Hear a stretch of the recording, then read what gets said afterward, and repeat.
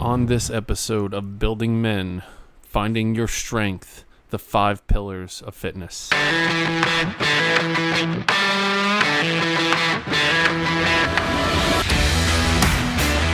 Welcome to the Building Men podcast. I'm your host, Dennis Morolda.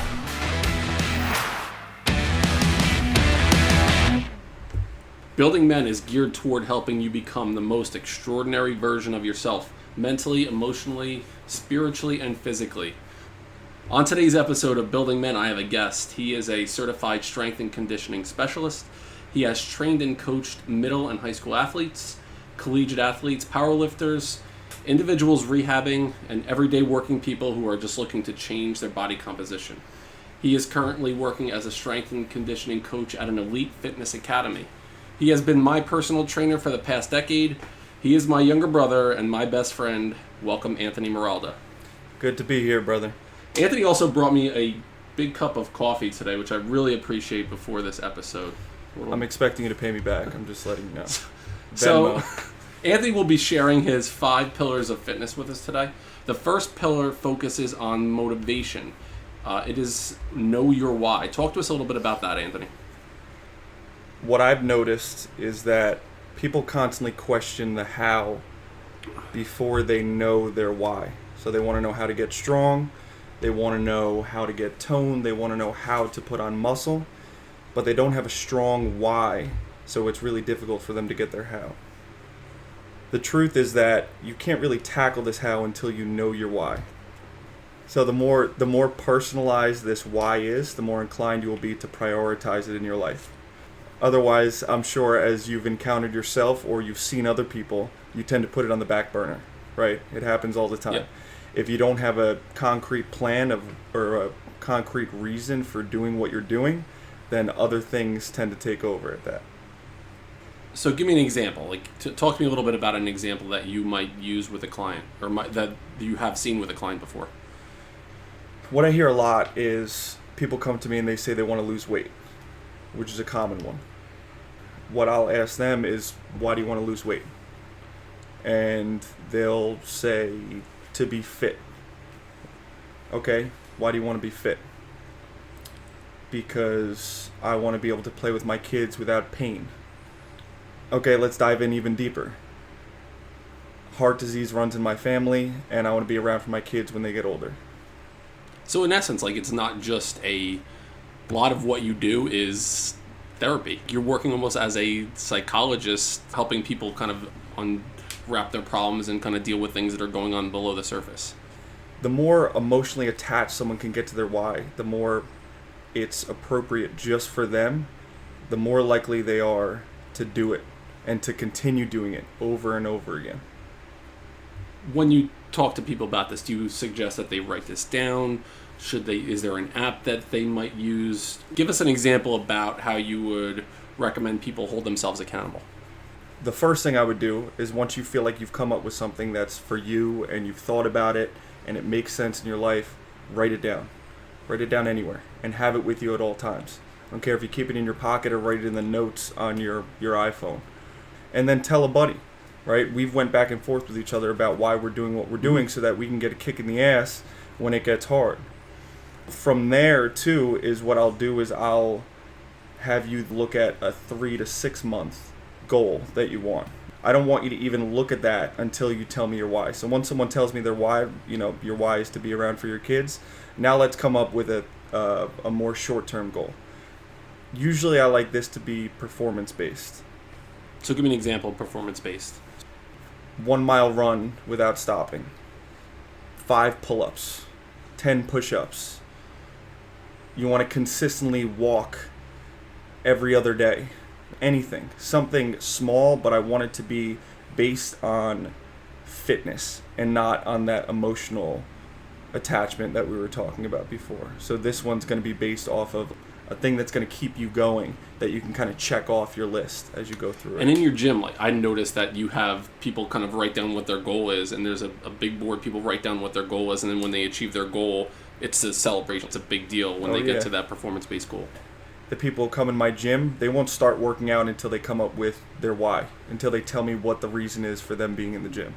Again, it goes back to that therapy idea. So your second pillar that you have here is start small. Talk to us a little bit about that. So many times I see people coming into the gym and they want it all. They want to get big, they want to get fast, they want to do all these different things, then they want to have the most intense program that they found on bodybuilding.com. 5 days a week, hitting push-pull, legs, all these different exercises. You're going to be in the gym for an hour at a time. They end up, number one, either not wanting to do it because it's a lot when they haven't worked out in a while, or they're super sore and they can't walk after the first week of doing this intense program, that they end up stopping anyway. So the consistency is not there. Consistency is the biggest thing. So what I tell people to do is I say, look at your busiest schedule.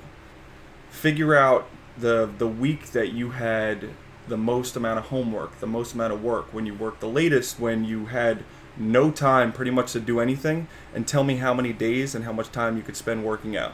And that's your starting point. And then build off of that. Because it's a lot easier to add than it is to take away.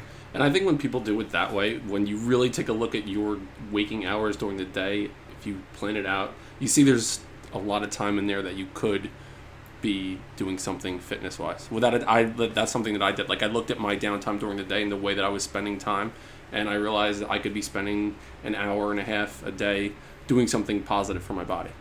One thing that I've done over the last couple months is a program where no matter what, every day I was doing a certain number of push-ups and a certain number of squats. Every day I had to get at least, say, 150 push-ups in and, say, 250 squats in. No matter what, that was my baseline every day. And then any workout that I did on top of that was kind of icing on the cake. I knew that I would at least get that done every single day. I like that. And that's how you start your day. So you know that even if you aren't able to lift that day, you still were able to get in your push-ups and your squats that day. Look at how much time you're spending on social media. Look at how much time you're spending watching TV. Add that up throughout the week and figure out, maybe you could cut down a little bit on that, and those are the times you could add in a 10-minute workout. And it doesn't have to be big. It could be as small as you're walking twice a week for 10 minutes, and that's all you can manage in the beginning. That's awesome, because now that's really easy to build off from there. The more you do it, you're building capacity, and then your baseline becomes whatever that new challenge you just met. That's your baseline, and you can move on from there. I just talked the other day on the podcast about reframing your day to where don't let social media control the start of your day, especially. Don't let email control the start of the day. You start your day, and if you're starting it in doing something positive physically, that's a great way to start it. Your third pillar that you speak to us about is keep it simple. This kind of piggybacks off what I was just saying before. Don't get too attracted to the bells and whistles. There's a lot of stuff out there. There's a lot of programs. You could go online and find 100 different ways to put on muscle or to lose weight. The most important thing out of this is to find something that you enjoy. So with my clients, I ask them what they like to do. Do you like to run? Do you like to lift? Do you like to do high intensity interval workouts? I ask you that because I'm not going to have someone who loves to run start training for a powerlifting meet. Right? It just doesn't make sense because they're not going to enjoy it as much, and therefore they're not going to put in as much effort. They're not going to get the same output that they would if they were running. When you enjoy something, you're going to do it a lot more frequently. You're going to be more inclined to put in more effort than if you didn't enjoy something. This is why I have people tell me exactly what they like doing, and then we build off of that. Again, if a runner comes to me and they want to put on muscle or they want to get really strong, that's going to change some things. But the most important thing out of all this right now is you want to start.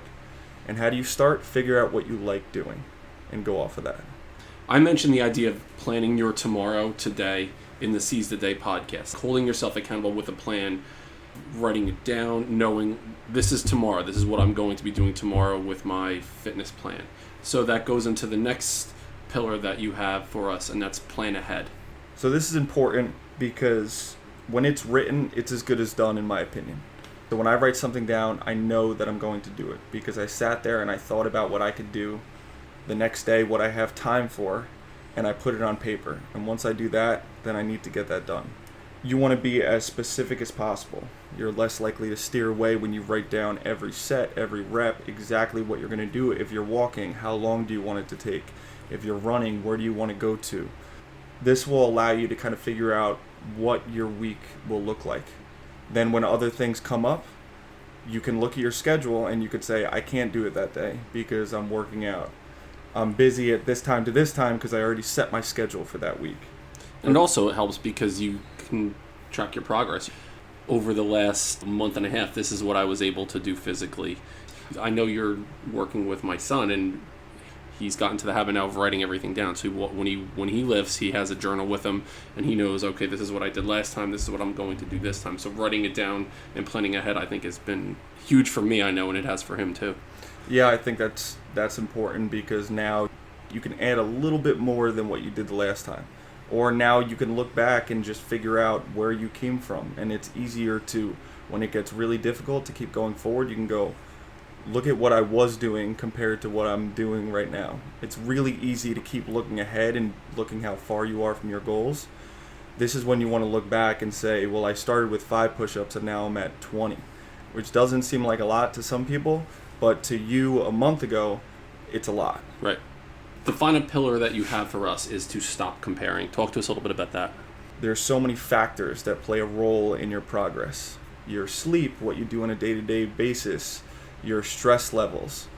So with everything that's out on social media right now, it's really easy to start comparing to everyone else out there, to these fitness models, to these people all over the media. It's easy to look at them and say, I'm not that. And it gets very frustrating when you're looking at that. The main thing is you have to stop comparing to all these other people because no one is you. No one has your same body type. You want to compare you now to you a week before this. So look at what you did on Monday of last week and compare it to this Monday of this week. Did you get a little bit more? Then you're doing better today. Then you're better than you were before. Several factors play a role into this. So even if you get a little hiccup in your program, maybe you didn't sleep the night before, maybe your stress levels are a little higher, all this plays a role into it. So you have to realize that it's not going to be a smooth linear progression every time. It's going to be like a wave, right? You're going to have some really awesome days and you're going to have some really crappy days where you're going to forget, why am I doing this? But again, it all loops around. You versus you. That's all it is. No one else. Just keep comparing yourself to you and make sure you get a little better every time. Even if that's a shorter break that you take. It doesn't even have to be reps. It could be anything.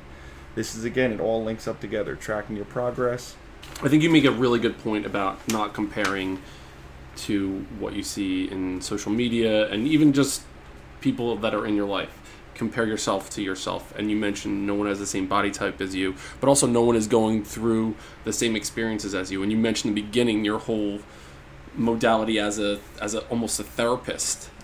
I'm sure the way that people are approaching their workouts, it's crazy different because it could be, they're having stresses in school, they're having stresses in their work, in their marriage, things like that, and that will ultimately impact what they can do in the gym. So the fact that it's not nobody's the same body type, nobody's experiencing what you're experiencing in your life either.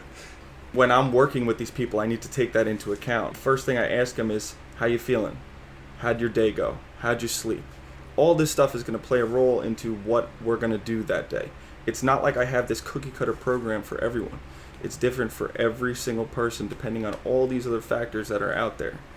What you need to realize is that for a lot of people, the gym is one of the most vulnerable spaces out there. Know that you're going to feel uncomfortable as you do this. Be okay with that. It's going to be hard. It's going to be really difficult to do this stuff, but don't beat yourself up. It starts with starting. To recap, Anthony's 5 pillars of fitness were know your why, start small, keep it simple, plan ahead, and stop comparing. I will put in the show notes ways to learn more about the 5 pillars of fitness and how you can get in touch with Anthony. Please follow Building Men on Instagram at building.men and reach out to me with any questions or comments, buildingmencoach@gmail.com. I want to thank my brother Anthony for joining us today, and I will see you next time on Building Men.